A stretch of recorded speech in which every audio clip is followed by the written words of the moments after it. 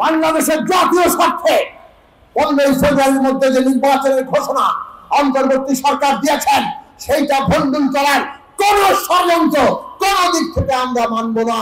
দেশকে সংহত করা দরকার, দেশকে গড়ে তোলা দরকার, রাষ্ট্র এবং রাজনৈতিক পরিস্থিতির মধ্যে স্থিতিশীলতা আনা দরকার। এই সরকার যে ফ্যাসিস্ট আমরা পরিষ্কার করে বলেছিলাম, এই সরকারকে যে ক্ষমতা থেকে বিদায় দিতে হবে আমরা পরিষ্কার করে বলেছিলাম। এই যে বন্দোবস্ত, এই যে লুটের বন্দোবস্ত, লুটের ব্যবস্থা, এই ব্যবস্থা চলবে না।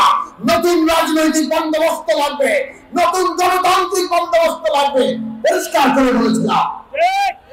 এখনো 13 মাস ধরে বলছি,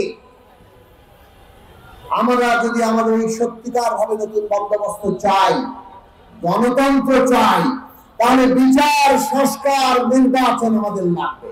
আমরা বিচার চাই, আমরা সংস্কার চাই, আমরা নির্বাচন চাই এবং ফেব্রুয়ারির মধ্যে নির্বাচন হতে হবে। বাংলাদেশের জাতীয় স্বার্থে 15 ফেব্রুয়ারির মধ্যে যে নির্বাচনের ঘোষণা অন্তর্বর্তী সরকার দিয়েছেন সেইটা ভণ্ডুল করার কোন ষড়যন্ত্র কোন দিক থেকে আমরা মানব না।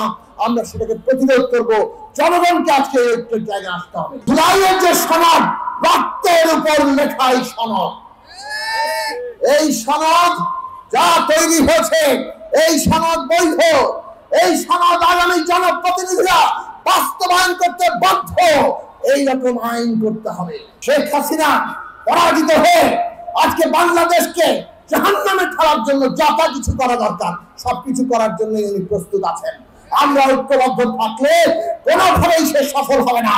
তার মুরব্বী দেশ, তাকে যারা আশ্রয় প্রশ্রয় দিয়ে আছে, তারা আশ্রয় প্রশ্রয় দাতারা ওই ভারত যদি চায় বাংলাদেশকে ছিন্ন ভিন্ন করবে, আমরা বাংলার মানুষ যদি ঐক্যবদ্ধ থাকি আমাদেরকে তারা সেটা করতে পারবে না।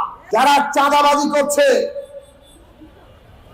আর যারা ক্ষমতার নানান ফাঁক করে বসে বড় বড় সচিব, ডিজি, বিভিন্ন প্রকল্প পরিচালক, প্রতিষ্ঠানের এমডি হয়ে বড় বড় প্রকল্পের ভাগ নিচ্ছেন, আমরা খবর রাখি।